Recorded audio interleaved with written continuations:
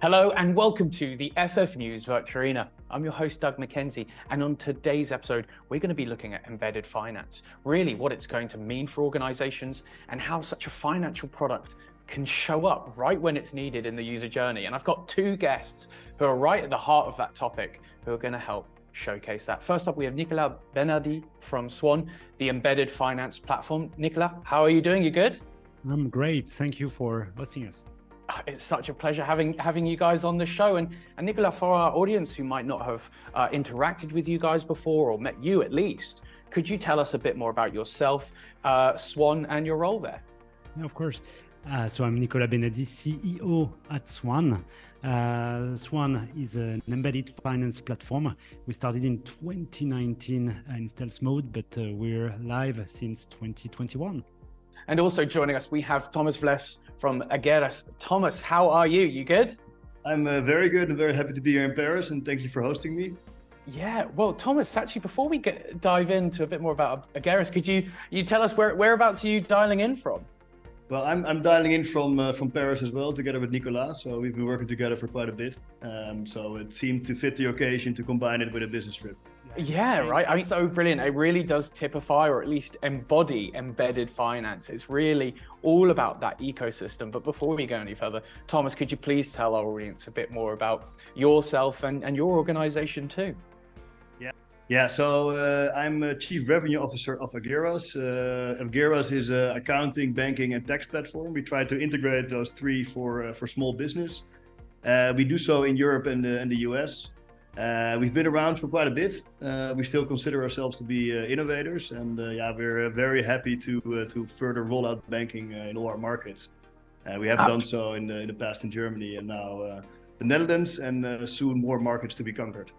Superb. I mean, I think for a lot of small, medium businesses, they're the ones that have previously been not forgotten about, but not as had as many financial products. And we're starting to see, because of embedded finance, maybe that's going to change. But before we go any further, we really do need to set the scene. And I think it's important to say that so many people have varying different ideas of what embedded finance actually means. So Nicolas, if I could come to you, because you kicked off with you first, everyone has a different definition of embedded finance. What does it mean to you? Embedded finance, for me, is when the transaction, when the payment happens, when you want it, where you want it to happen. And so for me, the best example is Uber. When you get out of a cab, you know that you pay, but you don't do it. It's totally transparent in terms of customer journey.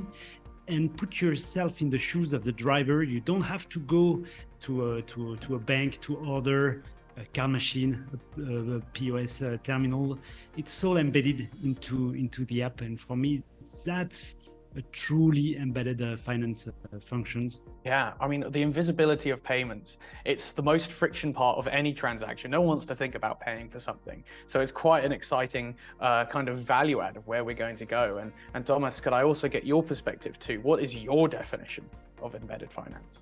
Yeah, I think I would even take it a little bit further. So I think the invisibility is one, but I think the banking sector has been a sector where there has been too little innovation. And nowadays with technology, we can do so much more for the end users. And the end users include both the small business owners as the consumers in that sense. But with the data we get from banking and with the information we get, we can also automate a lot of other processes that go further than the payment itself. Such as accounting, paying taxes, and all that stuff that is really a hard problem for many entrepreneurs in the world.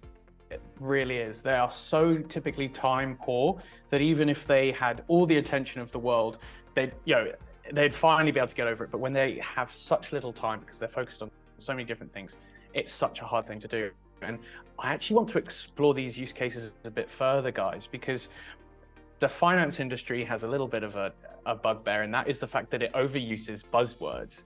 And we don't have enough use cases, and sometimes we can get lost in our own conversations. So Thomas, if I come to you, to beat these buzzwords, what are the benefits for consumers and businesses from embedded finance? I know you pointed out a couple, but let's dive deeper. Yeah, I think, let's say the core benefits that I see for both consumers and businesses are a way more easy process. So traditionally banking is complicated. You see that big banks now develop some apps. They're usually subprime in the sense that still onboarding and stuff is quite difficult. They're not really going on with technology. So from KYC to usage to day-to-day service, those kind of things are all improved with neobanks, so to speak, and new technology and embedding that technology. But indeed also applications. So as I mentioned, the tax is one thing, but also with savings, that's also something we innovate ourselves in. So for example, you can set particular goals, you can put money away for particular reasons, including tax.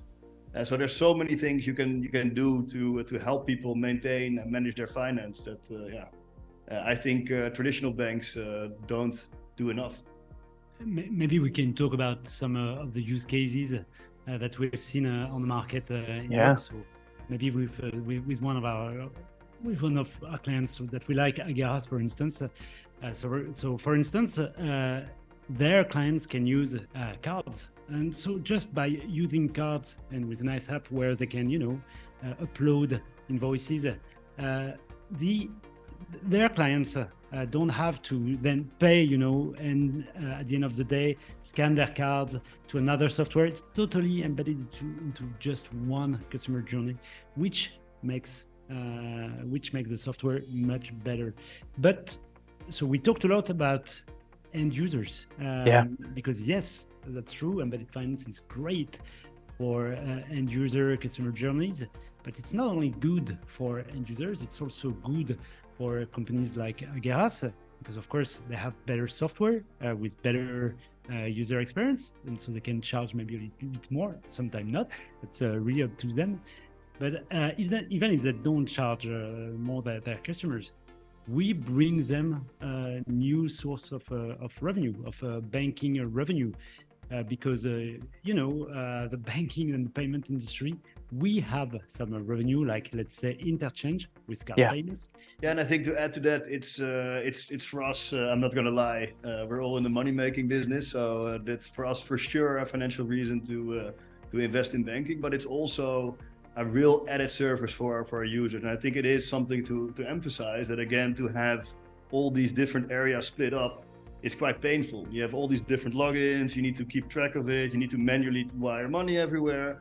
So it's a win-win for the customer and for the company in that sense. And it also sets us apart from the competition. Yeah, because customers don't see financial products as silos. They don't go, oh, I'm going to do my small business banking there, I'm going to do my private and customer banking, retail banking in this one. They see it as all one journey. And I think this is a good example of a way to kind of connect them, but also provide a better value add and therefore be able to charge more, because I think customer demands are finally increasing from what they can get from their banks or their financial provider. And Thomas, I'm going to come to you again and kind of dive deeper into this small businesses that are time poor. What have they typically been missed out on when it comes to financial products, and how is that changing? Yeah, so maybe it's good to show the animation where you can actually see how it works to create an invoice, because I think it's good to understand a little bit of context of what we do. So the first thing if you start a business is, of course, you need to make money, so you're going to send an invoice. So as you can see in the animation, it is a process that we really innovated to make it as easy and as quick as possible. So in the minimal amount of steps, people need to be able to send out an invoice. That's the first step. Then in the following animation, you will see that, of course, the second step of a business is to spend money. That's the fun part. You can ask my wife. That's the part we all looking for, and that's also where we use technology and machine learning to help people manage that. So when you get a receipt, you can take a picture. It's digitally stored, so you can never lose it. But also the OCR reads it out instantly, and machine learning will help us predict what the category is it needs to be booked under the ledger. And it does now, so in over 80% in the cases fully correct. So no corrections needed from the end user, and that's of course something that's improving over time as the machine learning comes. But then of course the banking starts, and I think one of the main benefits of banking, but also I think is visible in the following animation, is the things that we can do for end users. So we can basically create different savings accounts where we help the user, let's say, with managing their finances. So to give a concrete example, when in most countries people send an invoice, they have to charge VAT, but the VAT, usually after a quarter, sometimes monthly, the VAT needs to be paid back. By storing that money in a separate IBAN, which Swan allows us to do, we can actually, let's say, still the person and the business always have access to their money, but they know they're sort of borrowing from themselves because it's a payable amount. The same goes for the corporate tax. And of course, we also introduce savings accounts where people can put money away for certain goals. We can help them again, gamify it a bit. So those kind of things are super important to help people, not make missteps. When I speak to customers, I think in the Netherlands and in France, a lot of people have missed payments, and with the tax office, that means fines, and it also means more risk of getting an audit. So it's super important to help users navigate that environment. Yeah, it's reducing risk for both the customer and the institution, which is just another win-win. It does seem to be such a natural progression of finance and really democratizing it. But there's always a hurdle to democratizing finance, and that's actually getting it in the hands of the people that can utilize it. And I want to ask Nicolas, how can organizations that we have been talking about actually use embedded finance? Is there a platform or a service that can actually help them get access to this? It's quite an unusual process, suddenly getting, becoming almost like a financial product offerer. So, how can organizations actually get round to using embedded finance?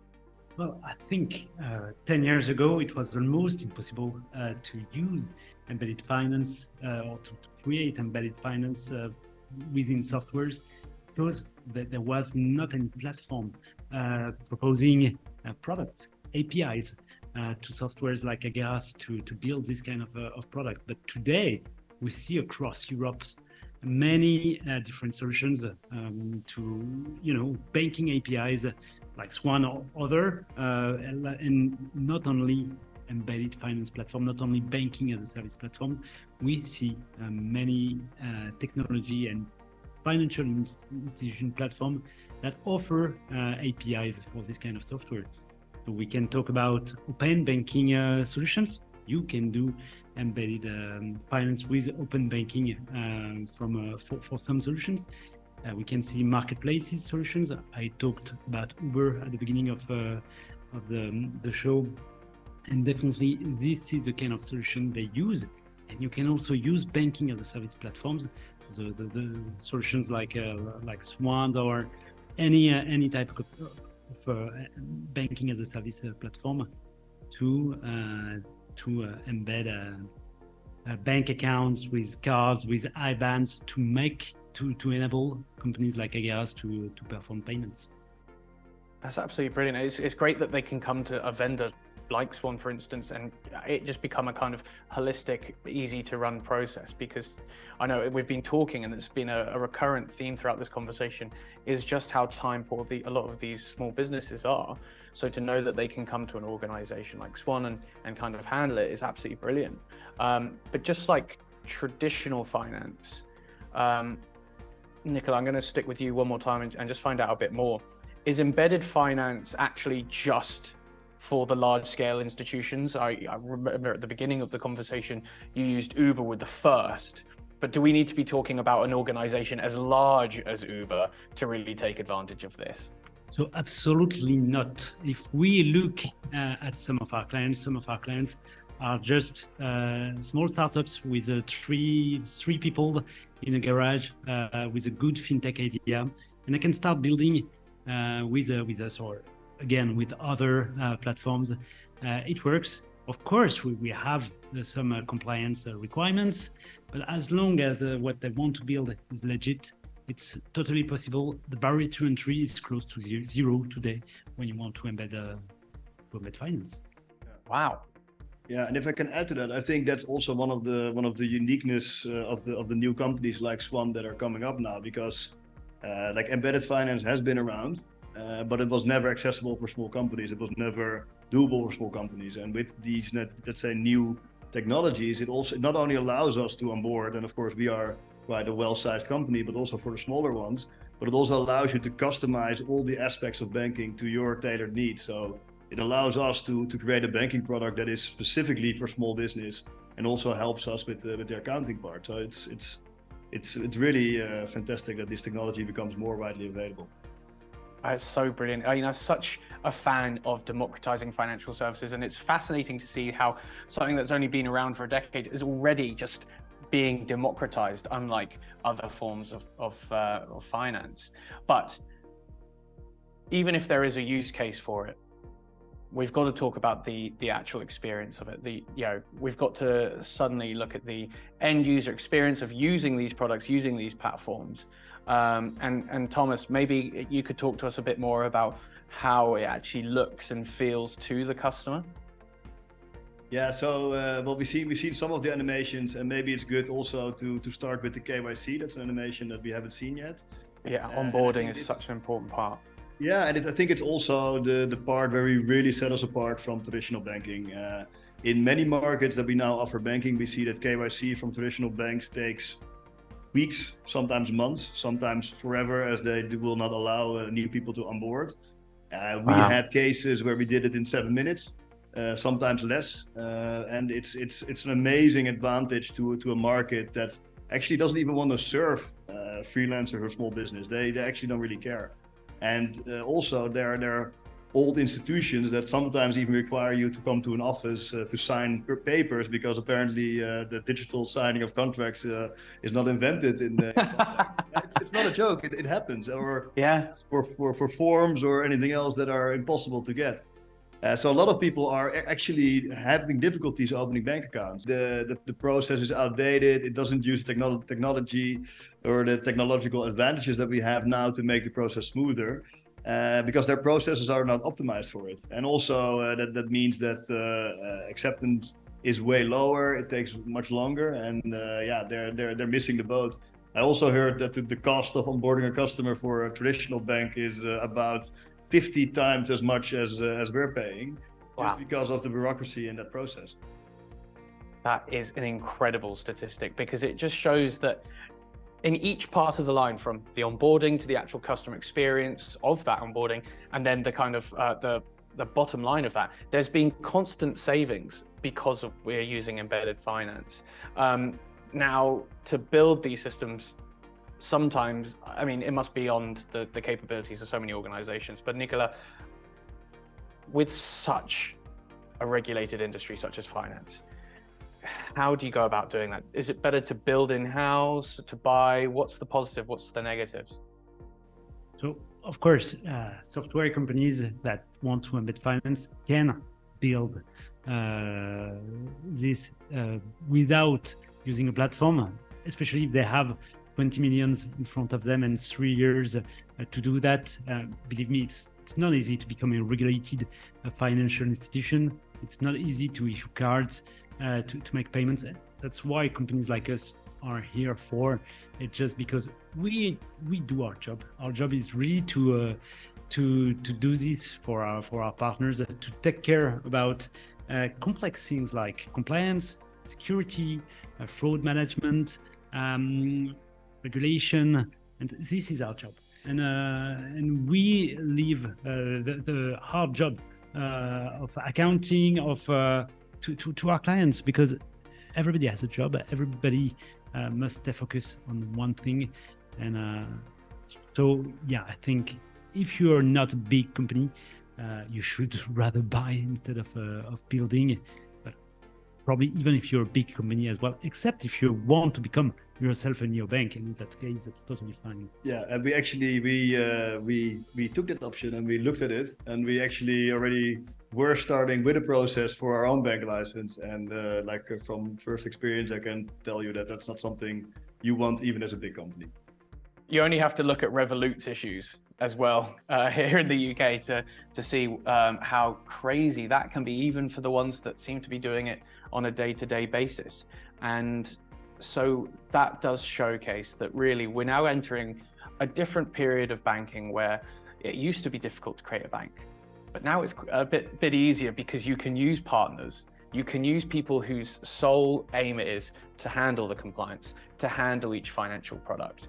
And everyone can just succeed and thrive at what they do best and allow their partners to really go ahead and enable that.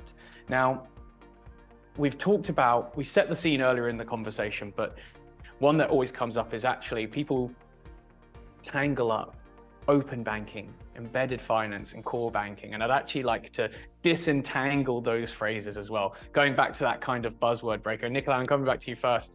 What do you see as the difference? And Thomas, I'm also going to get your perspective on this, but what do you see the difference between open banking, embedded finance, and core banking being? Yeah, okay. Yeah, I've been in the payments industry for quite some time, and I always see some confusions around open banking, core banking systems, and banking as a service platform or embedded finance. So maybe quick one on this.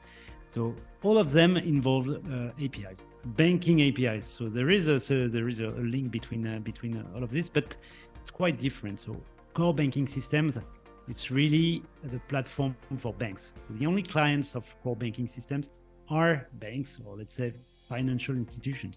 So unless you're yourself a bank, you don't need a core banking system for sure. Banking as a service platform, we don't sell software, unlike core banking system.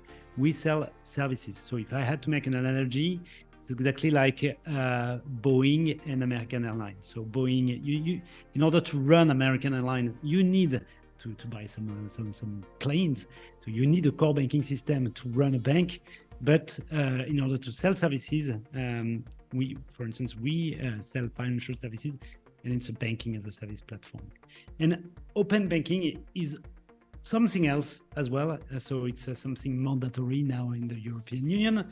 Every banks, every financial institutions must open some of their APIs to some providers, so the PISP, the EISP, the open banking providers, but only a few APIs. If you just look at it, it's just an access to a statement of accounts, so the history of the transactions and the ability to initiate a transfer. But if you look at the API that a banking and service platform has, it's more than 200 APIs that we have. So create block a card, put a limit on a card, or initiate a debit, not a transfer. So it's way more than that.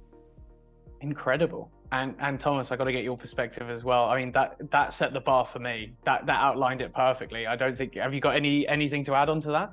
No, I think it's a perfect example, because like for our users, people think that they are interacting with us as the bank, and the tailored product that we offer is running indeed on the core platform of Swan, and that creates a huge opportunity for us. I do think it's also, let's say, in banking in general, we also see that a lot of people include payments in there, they include financing in there, business loans, credit lines, those kind of things. So for us, if we're talking open banking, like let's say for our group or for our stakeholders, we would also include those in the equation. Absolutely brilliant. Well, guys, it's easy to think as well when you enter into this API economy, increased connections on the payment regulations, ISO 20022, SEPA, that, for instance, Europe alone is really connected. And when it comes to financial regulations, everything's the same, but it's just not. There's so much at play here. And how can we use this? And Thomas, I'll come to you first. How can organizations scale by utilizing embedded finance? And how can you look to ensure that your partner that takes you through this can enable you to scale in the regions that you want to scale into? Yeah, I mean, like, again, traditionally speaking, let's take the comparison, for example, for e-commerce. Like, you have a web shop, you want to sell in a different country, and you need to set up an operation there to do so. You need to be able to deliver a product, to accept the payment. Those are the old days. With the services that we have and the compliance that is needed, which we also spoke about before, it's let's say, you may see Europe as a unified country, but in terms of compliance, it's not really there yet. Yeah, sure, we have the European let's say legislation that over encompasses it, but still, for a company to offer banking in various countries, you have to go through the process in each country to passport your your license, and also you have obligations in all of those countries. So for us, we used to have a banking light license, so to speak, for some particular markets, and the compliance on that alone is, safe to say, is a nightmare. Yeah. And if you have that in more than 3 markets, then you can almost say your core business is becoming a bank. So that's how I would look at it. Suddenly, who are you intermediating? You've become the very thing you swore to cut out. Amazing. And also, yeah, Nicolas as well, could we also get your perspective? I know Swan is very helpful in kind of coordinating and enabling this scale, right? Exactly what Thomas says. Is, of course, we have this nice passporting system in Europe. That is great. I mean, you can have a financial institution license in Berlin, and with that, you can serve a client in Spain. So it makes Europe a great market for financial institutions. But exactly as you said, and this is what we see. If you, for instance, if you're an e-money license in Paris, like what we are at Swan, and if Dutch clients open an account, it will be a French account. What does it mean? An account with French TNCs, for instance, and that's not what a Dutch company wants. They want an account with Dutch terms and conditions, following Dutch laws, regulated by Dutch regulator. They want the tax reporting to be done locally, and ultimately they want a Dutch IBAN. And so that's what we try to provide with a hyper-local experience. Again, I think we're not the only one to offer this kind of services in Europe, but that's it. I mean, if we want embedded finance to become really ubiquitous in Europe, we need hyper-local solutions. Most certainly, and especially, going back to what we've constantly been referencing as this small business outlook, and the fact that if you have your IBAN slowing your payments down, liquidity, there's so much that can be at stake here. And it's exciting to hear that there are partners like yourselves that can really take these organizations through, help them on their value add, improving their accountancy life, but also being able to offer up new services as well. Guys, thank you so much. We've come to time. I've just got to say a massive thank you for showing me your insights and also highlighting a partnership here today that really typifies embedded finance. So thank you very much, both of you. Thanks a lot. Thank you, Nicolas. Thanks. Thank you very much. And also, I've got to say a big thank you to you, our viewers. You can catch the rest of the series and so much more over at ffnews.com. Of course, YouTube, but especially LinkedIn, where you'll see me in the comments. You'll probably see these chaps too. Thank you very much, and goodbye.